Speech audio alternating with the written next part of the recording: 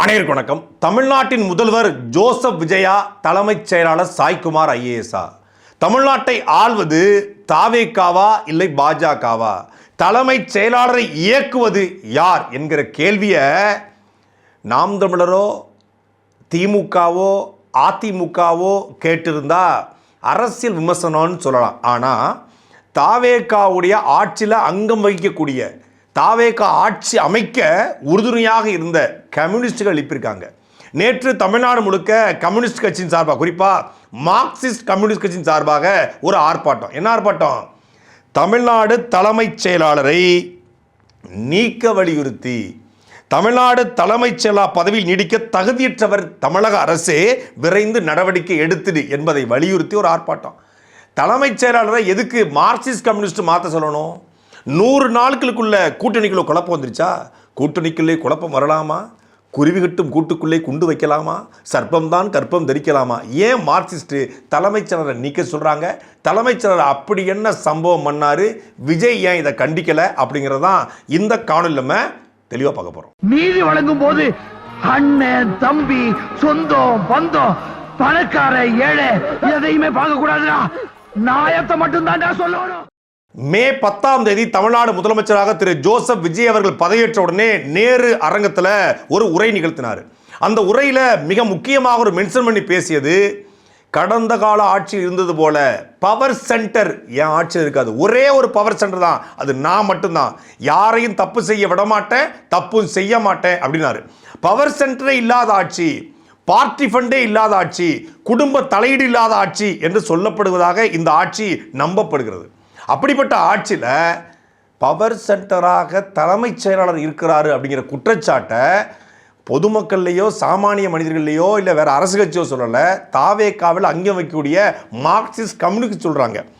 எதுக்காக சொல்கிறாங்க அப்படின்னா, இந்த ஒரு அறிக்கை ஒட்டுமொத்தமாக மார்க்சிஸ்டுகளை தரையிறங்க வைத்திருக்கிறது. என்ன அறிக்கை அப்படின்னா, கடந்த 17ஆம் தேதி கல்லூரி கல்வித்துறை ஒரு அறிக்கை வெளியிடுறாங்க. என்னென்னா, பார்வையில் காணும் அரசு கடிதத்தில் இடதுசாரி கட்சிகள் மற்றும் தமிழ்நாடு காக்ரோச் ஜனதா கட்சி, இடதுசாரினா கம்யூனிஸ்ட், மார்க்சிஸ்ட் மற்றும் கம்யூனிஸ்ட், சிபிஐ சிபிஎம், இடதுசாரி கட்சிகள் மற்றும் தமிழ்நாடு காக்ரோச் ஜனதா கட்சி நடத்தும் போராட்டங்களில் மாணவ மாணவிகள் மற்றும் இளைஞர்கள் பங்கேற்க தடுக்கும் வகையில் பள்ளி கல்வி, உயர்கல்வி, காவல்துறை மற்றும் மாவட்ட நிர்வாகம் ஆகிய துறைகளிடையே துறை இடைத்தொடர்பு மற்றும் ஒருங்கிணைந்த கூட்டு நடவடிக்கை மேற்கொள்ளுமாறு தெரிவிக்கப்பட்டது. எப்படி?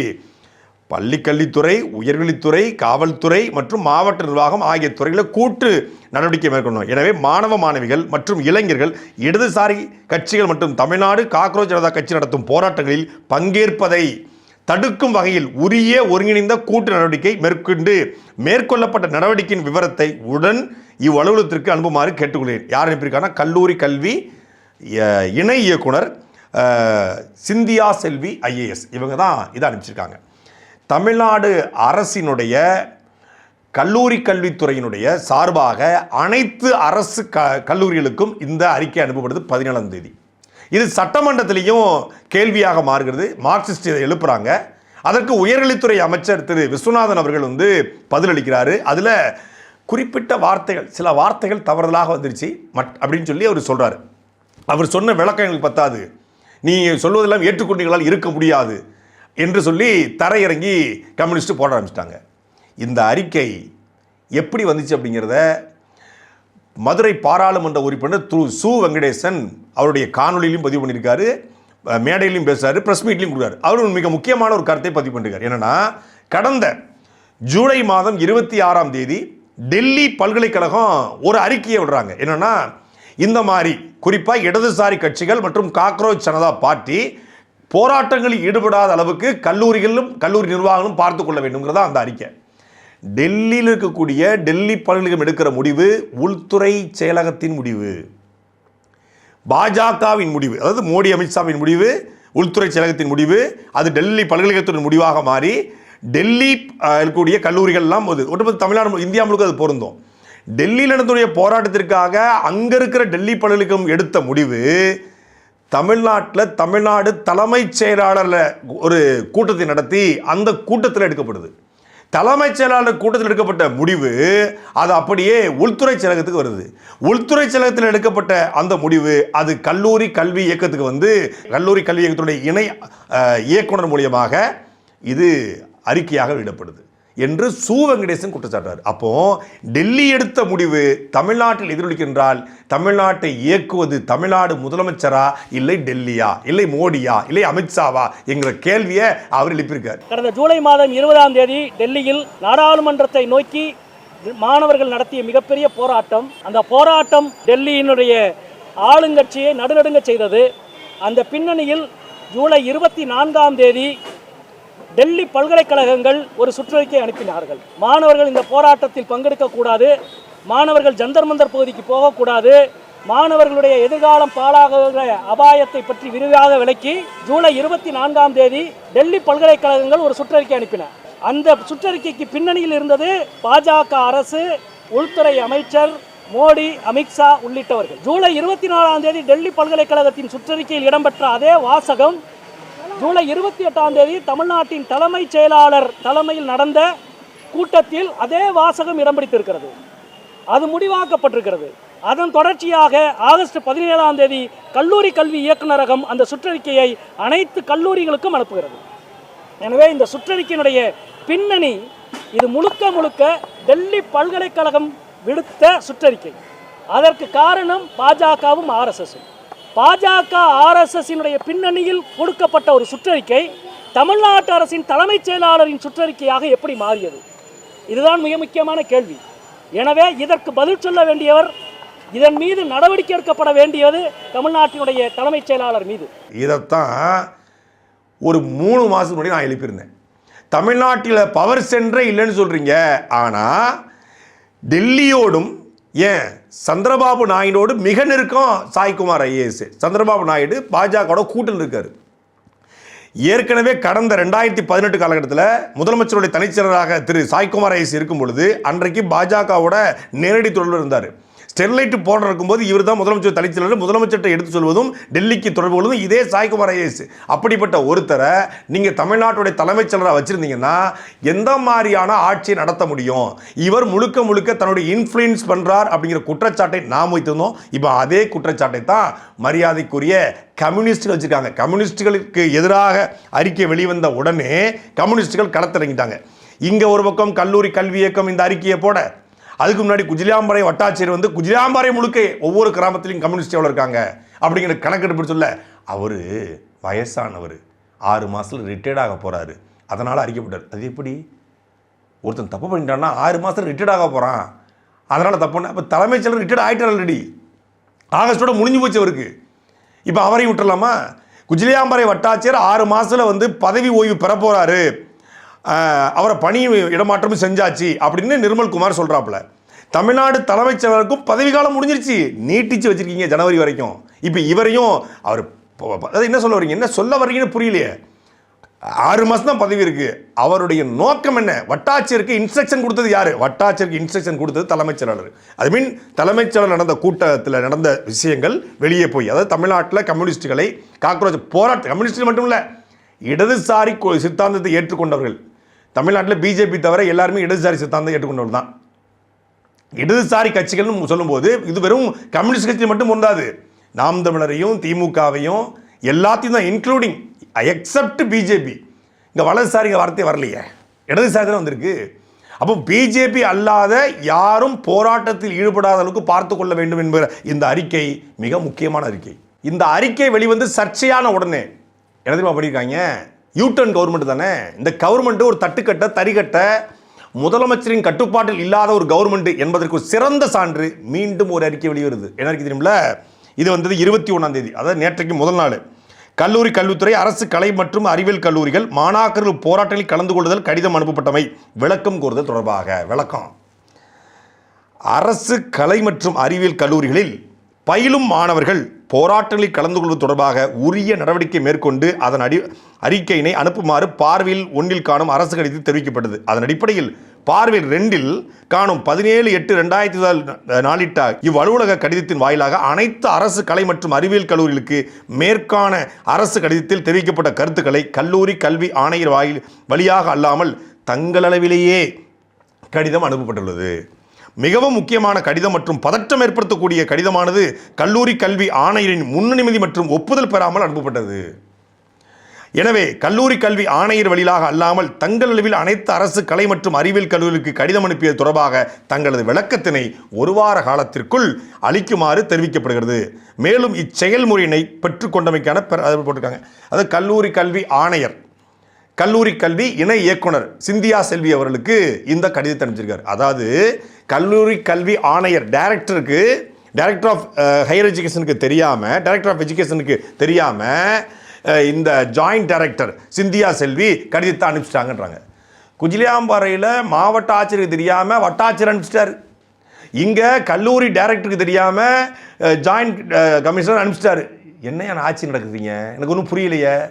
தலைமைச் செயலருக்கு தெரியாமல், கல்லூரியுடைய ஆணையருக்கு தெரியாமல் இணை இயக்குனர் செயல்படுறாரு, மாவட்ட ஆட்சியருக்கு தெரியாமல் இவர் செயல்படுறாரு, முதலமைச்சருக்கு உத்தரவு தெரியாமல் எம்எல்ஏ செயல்படுறான், அமைச்சருக்கு தெரியாமல் பிஏ செயல்படுறான்.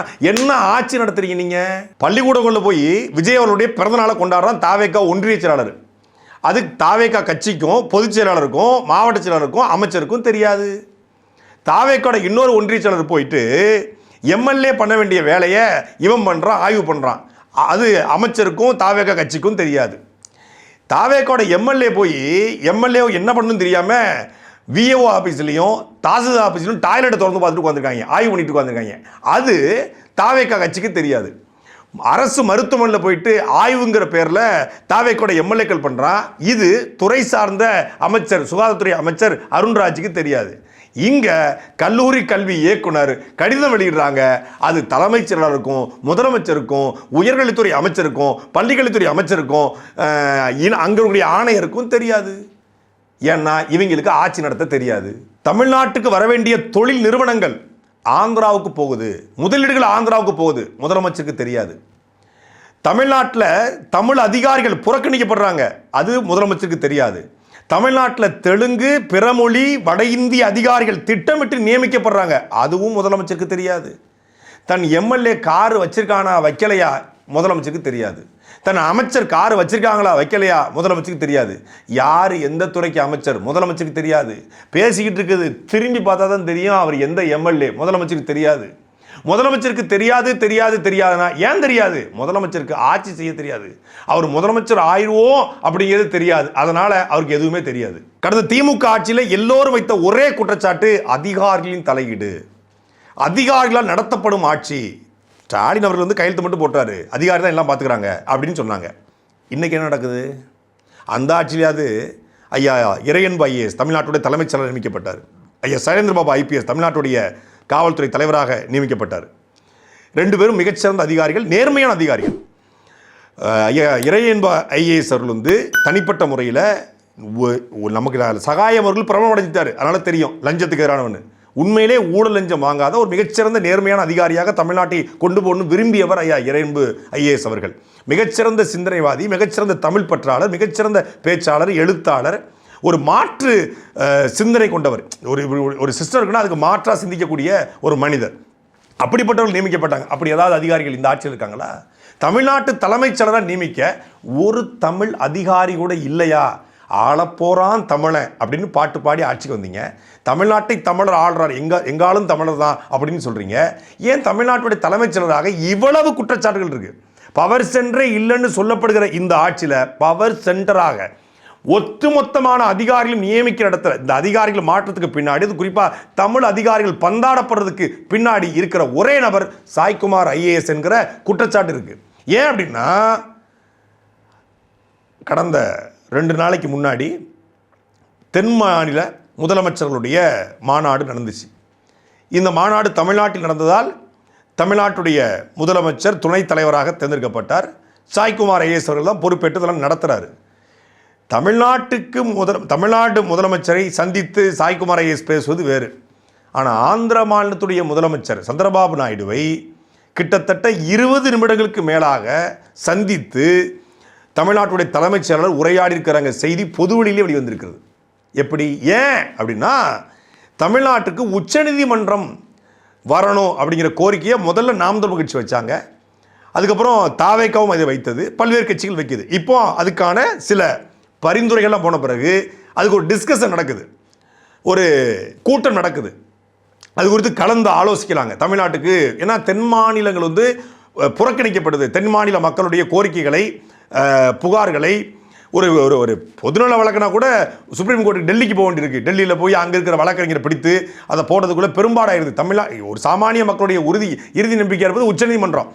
மாவட்ட நீதிமன்றம் புறக்கணிக்கப்பட்டு உயர்நீதிமன்றங்கள் புறக்கணிக்கப்பட்டால் உச்சநீதிமன்றம் தான் போகணும். ஒரு தூக்கு தண்டனையோ இல்லை கொலை வழக்கோ இல்லை ஒரு கொள்ளை வழக்கோ ஏதோ ஒன்று, ஒரு பொதுநல வழக்கோ. இப்போ நீங்கள் மேகமலைக்கு எதிராக தீர்ப்பு வந்திருக்கு. உச்சநீதிமன்ற நீதிபதிகள் நம் சார்பாக நம்முடைய பிரதிநிதித்துவத்தை எடுத்து வைப்பதற்கு நமக்கு தமிழ்நாட்டில் ஒரு உச்சநீதிமன்றம் இருந்தால், ஒரு கிளை இருந்தால், சென்னை உயர்நீதிமன்ற கிளை எதுக்கு மதுரையில் அமைக்கப்பட்டுச்சு?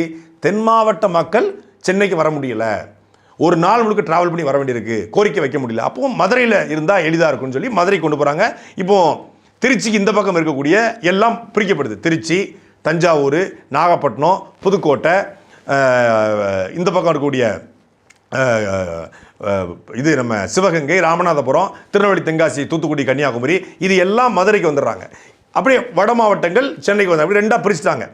அப்படி அதே போல் தென் மாநிலங்கள் கர்நாடகா, ஆந்திரா, கேரளா, ஈவன் ஒரிசா உட்பட, அதே போல் வந்து இங்கே தெலுங்கானா, தமிழ்நாடு, இதற்கு ஒரு உச்சநீதிமன்றம் கிளை தேவைப்படுகிறது என்ற வாதத்தின் அடிப்படையில், என்ற வேண்டுகோளின் அடிப்படையில் உச்சநீதிமன்றம் அமைக்கலாங்கிற டிஸ்கஷன் வருது. ஆனால் சென்னையில் ஏற்கனவே விமான நிலையத்திற்கே இடமில்லைன்னு சொல்லிட்டு இருக்காங்க.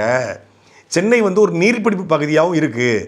200லேருந்து 250 ஏக்கர் இந்த உச்சநீதிமன்றம் அமைக்க தேவைப்படுது. அதனால் நாயுடு நீங்கள் கேளுங்க என்கிற ப்ரப்போசலை சாய்குமார் ஐஏஎஸ் சந்திரபாபு நாயுடு தள்ளியிருக்காரு. எங்கே தென் மாநிலங்களும் ஒரு உச்சநீதிமன்றம் வரணும், ஆந்திராவில் வச்சா என்ன அப்படின்னு நாயுடு இந்த ப்ரப்போசலை கூட்டணியில் இருப்பதனால அங்கே தள்ளுறாரு. அது தமிழ்நாட்டுக்கு வர வேண்டிய உச்சநீதிமன்றத்தை தமிழ்நாட்டுக்கு கொண்டு வரணும் என்று முடிவெடுக்கப்படுகிற உச்சநீதிமன்றத்தை ஆந்திராவுக்கு கொண்டு செல்கிற வேலையில் சந்திரபாபு நாயுடுக்கு ஆதரவாக இந்த சாய்குமார் ஐஏஎஸ் ஈடுபட்டிருக்காங்கிற குற்றச்சாட்டு இப்போது வந்திருக்குது. அது மட்டும் இல்லை, சென்னையில் தான் வைக்கக்கூடாது. ஏன் இதே உச்சநீதிமன்றத்தை கோவையில் வைக்கக்கூடாதா? திருச்சியில் இடம் இல்லையா? வைக்கலாம், தமிழ்நாட்டுக்குள்ளே வைக்கணும், அவ்வளோதான். சென்னையை தவிர எங்கே வேணாலும் வச்சுட்டு போகலாமே. 200 ஏக்கரில் திருச்சியில் தாராளமாக இடம் இருக்குது, கோயம்புத்தூரில் இருக்குது. சென்னை நீர்பிடிப்பு பகுதி என்பதனால சென்னைக்குள்ளே, அதுவும் விமான நிலையத்திலேருந்து ஒரு 40 கிலோமீட்டர் வரும். திருச்சியில் ஏர்போர்ட் இருக்குது, கோயம்புத்தூரில் இருக்குது. திருச்சி ஏர்போர்ட்லேருந்து 40 கிலோமீட்டர் தாராளமாக 200 ஏக்கரை எடுத்து உச்சநீதிமன்றத்துடைய கிளையை அமைக்க முடியும். ஆனால் அந்த ப்ரப்போசலில் தமிழ்நாட்டு அதிகாரியாக இருந்தால் தமிழ்நாட்டுக்கு கொண்டு இதை சொல்லுவாங்க. தமிழ்நாட்டு அதிகாரியாக இருந்தானே எந்த அதிகாரியாக இருந்தானே இந்தியா முழுக்க ஐஏஎஸ் போகலாம், இந்தியா முழுக்க ஐபிஎஸ் போகலாமாங்க. இப்போ தமிழ்நாட்டு அதிகாரியாக இருந்தால் அவர் தமிழ்நாட்டின் நலனை யோசிப்பார். இவர் ஆந்திராவை சார்ந்த அதிகாரியாக இருப்பதனால், சந்திரபாபு நாயுடுக்கு நெருக்கமாக இருப்பதனால இவர் அவருக்கு ஃபேவராக யோசிக்கிறாரு என்பதிலிருந்து தெரிகிறது இவர் யாருக்கு வேலை செய்கிறாருன்னு. அதே போல் பரந்தூர் விமான நிலையம், இந்த விமான நிலையம் அமைக்க மாட்டோம் என்பது தாவேக அரசினுடைய, தமிழக முதலமைச்சர் ஜோசப் விஜய் அவர்களுடைய உறுதித்தன்மை, அவருடைய வாக்குறுதி. ஏகனாபுரம், பரந்தூர் மக்களும் முதலமைச்சர் விஜய் சொல்லிட்டாரு ஏர்போர்ட்டு கெட்ட மாட்டோம், அதில் உறுதியாக இருக்கார். ஏன்னா அவர் முதல்ல போட வந்ததே ஏர்போர்ட்டுக்காக தான், அதில் உறுதியாக இருக்கார். ஆனால் 2000 ஏக்கருக்கு மேலே இந்த ஏர்போர்ட் அமைக்க போகிறேன்னு சொல்லி கடந்த ஆட்சியிலே நிலத்தை எடுத்தாச்சு. எடுத்த நிலத்தை மக்கள்கிட்ட திருப்பி கொடுக்க முடியுமா? கொடுக்க முடியாது. ஏன்னா மக்கள் வந்து பத்திரத்தை கொடுத்து பணத்தை வாங்கிட்டு டாக்குமெண்ட் போட்டு போயிட்டான். இப்போ இது எல்லாமே வந்து விவசாய நிலம் தான். ஆனால் இதில் குளமோ ஏரியோ இல்லை, விவசாய நிலம் மட்டும். இப்போ குளமோ ஏரியோ இல்லாத விவசாய நிலத்தை மட்டும் வச்சுக்கிட்டு விவசாய நிலத்தை எடுத்தாச்சு, குளத்தை மட்டும் வச்சு மக்கள் என்ன பண்ண போகிறாங்க, ஏரி வச்சு நினச்சி போகிறாங்க அப்படின்னு கேள்வி இருக்குல்ல. அது ஒரு பக்கம் இருக்கட்டும். இப்போ இந்த 2000 ஏக்கரில் இந்த தலைமைச் செயலர் சாய்குமார் ஐஏஎஸ் என்ன திட்டம் போட்டிருக்காராமா, இதில் சிப்காட் கொண்டு வர போகிறோம், அதுவும் விவசாயம் சார்ந்த தொழிற்சாலைகள் செய்யறதுக்கான ஒரு உபகரணங்கள் செய்யறதுக்கான கொண்டு வர போகிறோம்னு சொன்னாங்க. ஆனால் விமான உதிரி பாகங்கள் செய்யக்கூடிய தொழிற்சாலையை அங்கே அமைக்கணும் என்கிற கோரிக்கையை இவர் வச்சிருக்காரு. இது தமிழ்நாடு முதலமைச்சருக்கு தெரியுமா? விவசாயம் சார்ந்த தொழிலுக்கான உபகரணங்கள் தயாரிக்கக்கூடிய தொழிற்சாலையை அங்கே அமைப்போம் அப்படின்னு சொன்னீங்க. எந்த தொழிற்சாலை அமைச்சாலும் அது விவசாய நிலத்துக்கு கேடு தான். சிப்காட்டுங்கிறதே ஒரு கேடு தான். சிப்காட்டுங்கிறது ஒரு ஃபெயிலியர் ப்ராஜெக்ட்டு. அது வட இந்தியர்களுக்காக, வட இந்திய தொழிலாளர் முதலாளிகளுக்காக, பெரும் முதலாளிகளுக்காக, கார்ப்பரேட் முதலாளிகளுக்காக கொண்டு வரப்பட்டது.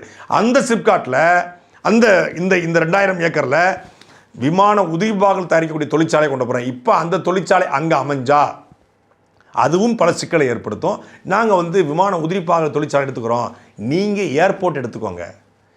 ஏர்போர்ட்டு தென் மாநிலங்களில் ஒரு பெரிய ஏர்போர்ட் தேவைப்படுது. சென்னை ஏர்போர்ட்டுக்கு பதிலாக நீங்களும் பெரிய ஏர்போர்ட்டை கட்டுங்க.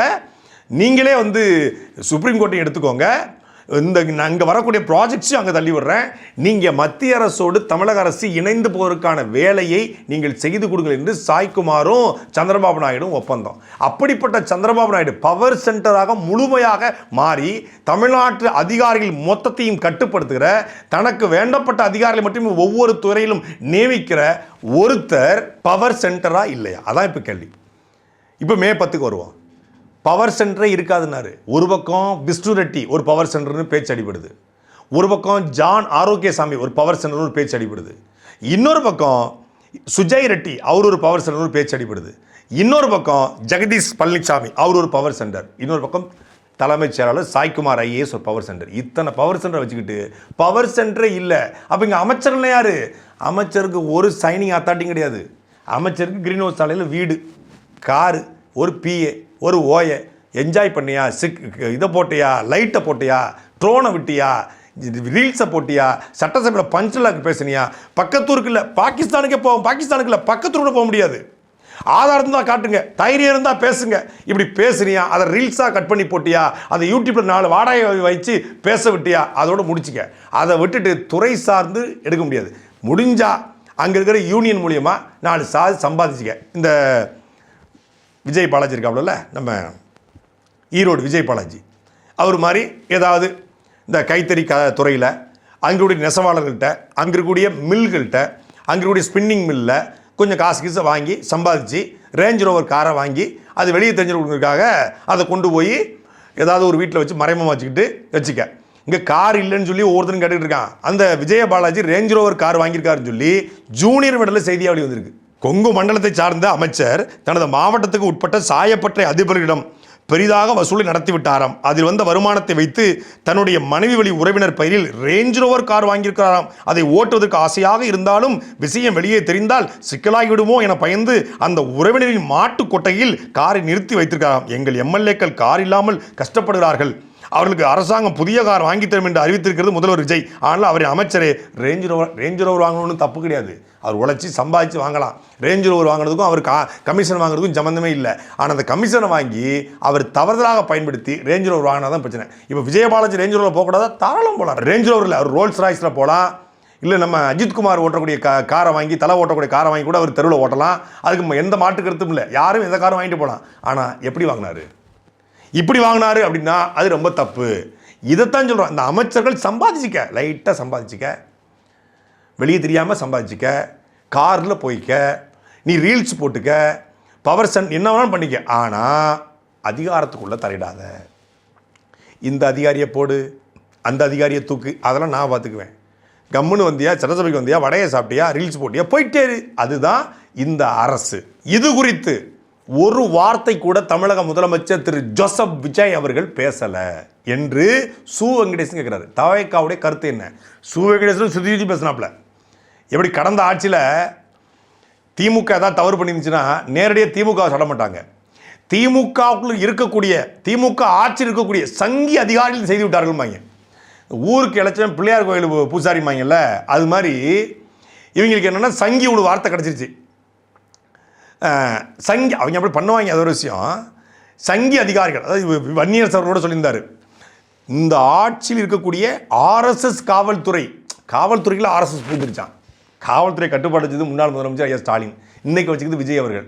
இப்போ இன்னைக்கு காவல்துறை தப்பு நினைச்சுன்னு சொல்லுவாங்க. காவல்துறைக்கு சில கருப்பாடுகள், காவல்துறைக்குரிய சங்கிகள், காவல்துறைக்குரிய ஆர்எஸ்எஸ்கள். அதே போல் இந்த ஆட்சியில் ஆர்எஸ்எஸ் உள்ளே புகுந்துட்டாங்களாம். டெல்லியினுடைய கட்டுப்பாட்டில் தமிழ்நாடு தலைமைச் செயலாளரின் கட்டுப்பாட்டில் அதிகாரிகள்ன்றாங்க. அந்த தலைமைச் செயலரை கட்டுப்படுத்த முடியாத அளவில் ஒருத்தர் இருக்காருன்னா அவர் நல்ல சிஎம்மா, ஆக்டிவான சிஎம்மா, டம்மி சிஎம்மா, பொம்மை முதல்வர், டம்மி முதல்வர் என்று பல்வேறு குற்றச்சாட்டுறாங்களே. அப்போ அந்த குற்றச்சாட்டு உண்மை தானே? அவர் உண்மையிலே சட்டசபையில் அப்படி கும்முன்னு வச்சு ஜம்முன்னு இல்லை உம்முன்னு உட்கார்ந்துருக்காரு அப்படின்னு தான் நினச்சா, சட்டசபையில் மட்டும் உம்முன்னு உட்கார்ந்துருக்கல, ஆட்சியிலே உம்முன்னு தான் இருக்காரு. சாட்டை எடுத்து நாட்டை திருத்து